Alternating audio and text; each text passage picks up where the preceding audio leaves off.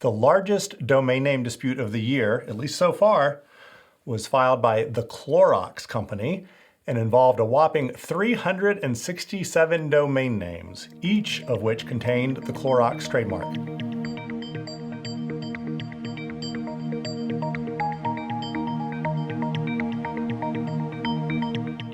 Hi, it's Doug Isenberg, and the case I'm referring to here is interesting for a number of reasons, just one of which is the incredibly unusual size of the dispute. As I said, it was filed by Clorox under the UDRP, the Uniform Domain Name Dispute Resolution Policy, and it was decided by a panelist appointed by WIPO in May 2021.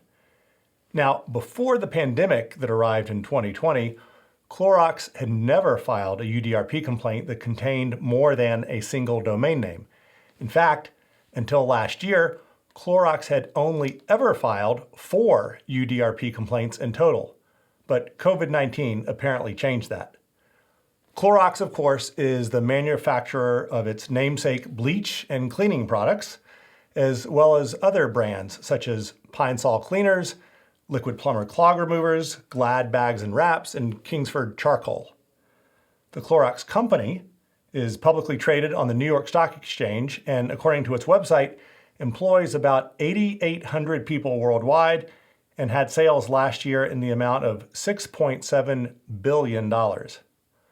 According to the UDRP decision I'm talking about, Clorox owns rights in the Clorox trademark that date back to at least 1932. And the company's website said that it began making Clorox liquid bleach available for home use in quart-sized containers that year. Of course, when the coronavirus pandemic hit, cleaning products suddenly became in short supply. You might remember some of these headlines from the summer of 2020, when everyone was trying to clean everything they could.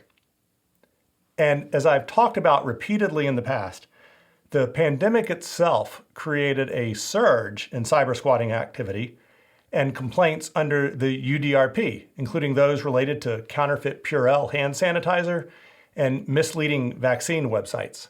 As WIPO said in November 2020, the COVID-19 pandemic has fueled cyber squatting cases filed with WIPO's Arbitration and Mediation Center, adding to the record WIPO filings seen this year. So, it's really not surprising that Clorox was faced with a large-scale cyber squatter. The 376 domain names in this case were all registered in the .shop and .xyz top-level domains.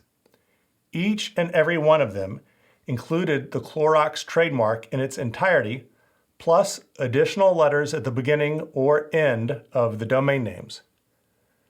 The UDRP decision said that although some of the domain names were not associated with active websites or only with parked pages, some were used in connection with web pages titled Explore the Best Cleaning Products of 2020, which advertised cleaning products from various brands, including Clorox competitors. So the UDRP panel had no difficulty finding that Clorox had met its burden on all 3 elements of the UDRP. Each of the domain names was confusingly similar to one of the trademarks in which Clorox had rights. The registrants of the domain names did not establish that they had any rights or legitimate interests, and the domain names were all registered and used in bad faith. And so the panel ordered all 366 domain names transferred to Clorox. Aside from the size of this UDRP case and the pandemic-related nature of it, one of the more interesting issues it raises relates to consolidation, or whether it's appropriate to include multiple domain names in a single UDRP proceeding where the domain names are held by different registrants. As I've discussed in other videos, including episode 9 of my masterclass on domain name disputes, the UDRP specifically says that a complaint may relate to more than one domain name, provided that the domain names are registered by the same domain name holder. And where the registrant names differ, panels look to other factors to determine whether one domain name holder is ultimately responsible for all of the domain names. That's exactly what happened in the Clorox case. With Clorox arguing for consolidation, an argument that convinced the panel. Here's what the panel said. It would be more procedurally efficient to have the 367 disputed domain names dealt with at the same procedure. Given that the disputed domain names were registered within a period of 3 months, share the same naming pattern, registrar, same area code, while indicating physical addresses that do not point to a verifiable location. The panel is satisfied in view of the evidence submitted and on balance that the disputed domain names are indeed subject to a common control and that consolidation would be fair and equitable to all parties. This type of consolidation is incredibly efficient for trademark owners. Unfortunately, privacy and proxy services, as well as the European Union's GDPR, or General Data Protection Regulation, make consolidation more difficult. When I filed the largest UDRP complaint that has ever been filed for more than 1,500 domain names back in 2009, cyber squatters were not as easily able to hide their identities as they can do today.